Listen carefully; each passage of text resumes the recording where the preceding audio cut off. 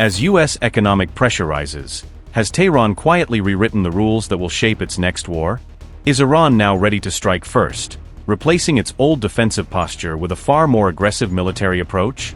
Has Tehran moved from defense to offense, signaling a dramatic shift in how it plans to answer future attacks? Could enemy interests across the region now face greater danger if Iran decides another conflict has begun? Is Pezeshkian reaching out to Iran's neighbors, while warning them not to enable attacks from their territory? With a new doctrine and hidden weapons, what could Tehran be preparing to unveil in its next confrontation?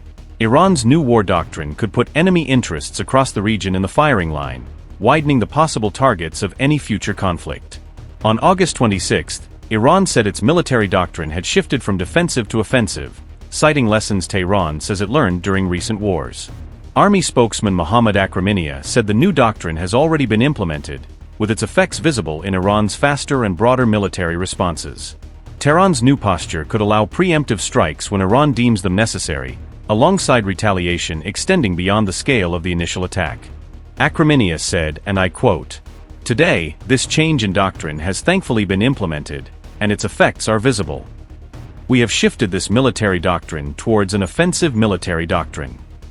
Preemptive action is a legitimate action under international law and the UN Charter, of course, when it is accompanied by the principles of proportionality and necessity. Overall, one of the achievements of the current war was this change in doctrine. Our armed forces will certainly continue this course and within the same framework, that is, with an offensive approach, will employ newer equipment, tactics, and arenas in any future war. Today, threats exist across the entire region, and we have the capabilities to confront and deal with them. Anywhere the enemy has interests could, in the event of aggression, fall within the framework of legitimate targets for the armed forces of the Islamic Republic of Iran. This means entering new domains of warfare. If another aggression takes place in the future, all armed forces, including the Islamic Republic of Iran Army and the Islamic Revolution Guards Corps, will certainly be more prepared and confident in dealing with the enemy."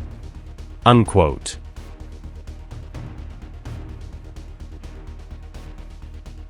A day later, Iran's president delivered a message to Muslim states and neighboring countries, pairing calls for regional cooperation with a warning against enabling attacks. On August 27, Pezeshkian urged Muslim states not to enable attacks on Islamic nations, cautioning regional governments against allowing their territory to be used by adversaries. Pezeshkian said, and I quote, "Defending Iran does not mean hostility toward Muslim nations and neighboring countries. Iran extends its hand to its neighbors to build such arrangements, not from a position of weakness but from the experience of war." Unquote. Interestingly, this came a day after Iran flaunted its hidden weapons arsenal, reinforcing Tehran's message that its military capabilities remain ready for future escalation.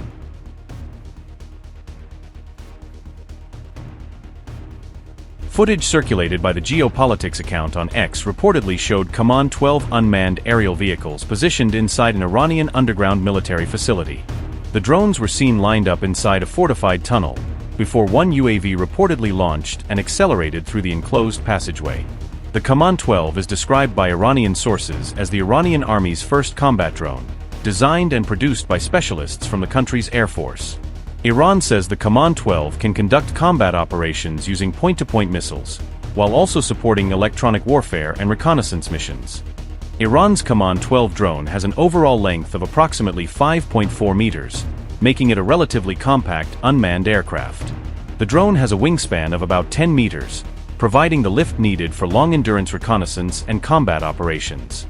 Its empty weight is estimated at around 220 kilograms before fuel, sensors, communications equipment, or weapons are added. The Command 12 can carry a payload of up to 100 kilograms, which may include surveillance systems, electronic warfare equipment, or guided munitions. Its maximum takeoff weight is about 450 kilograms, including the drone's airframe, fuel load, payload, and mission systems. At sea level, the Command 12 can reportedly reach a maximum flight speed of around 200 kilometers per hour. The drone's stall speed is approximately 90 kilometers per hour, the minimum speed required to maintain stable flight. It has an operating radius of roughly 1,000 kilometers, allowing it to conduct missions far beyond its launch site. The Command 12 has a reported one-way range of up to 2,000 kilometers, depending on fuel, payload, and mission profile.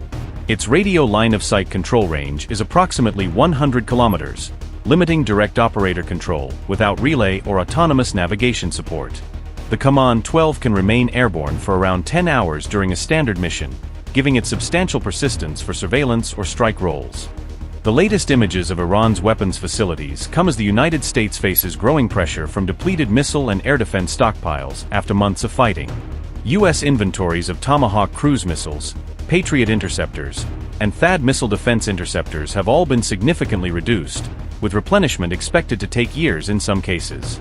In a fresh setback for President Trump, Iranian missile and drone strikes reportedly caused unprecedented damage to U.S. intelligence sites and surveillance equipment across the Middle East, with repair costs expected to run into billions of dollars. Iranian missile and drone attacks have severely damaged U.S. intelligence posts and surveillance equipment in the Middle East, NBC News reports, citing 4 people familiar with the matter. For sources told NBC News that Iranian strikes hit buildings and intelligence gathering equipment used by the CIA and other American spy agencies. The sources said repairing or replacing the damaged U.S. intelligence assets may cost billions of dollars. No official public cost estimate has been released. Sources described the reported destruction as more extensive than any damage previously sustained by U.S. intelligence agencies. Iranian strikes reportedly targeted U.S. intelligence collection sites and surveillance systems across the Middle East, including assets shared with the U.S. military. The reported damage could hamper Washington's ability to monitor missile, drone, and other military threats in the region.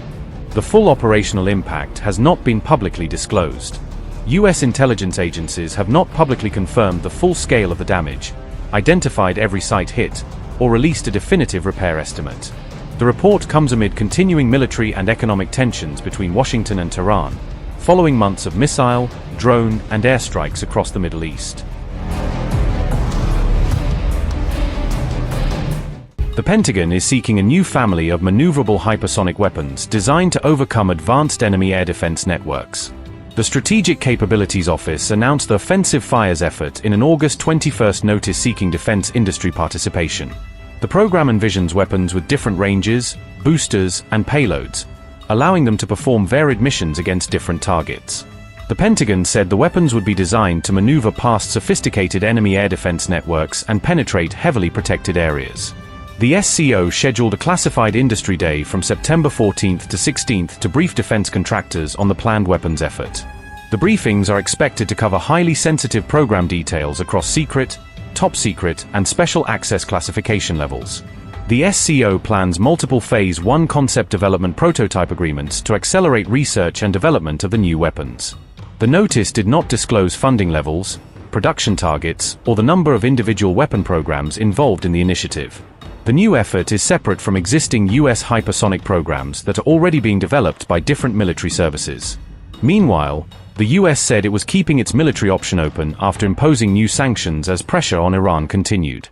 Upgrade your news experience with the all-new HT app. Download now.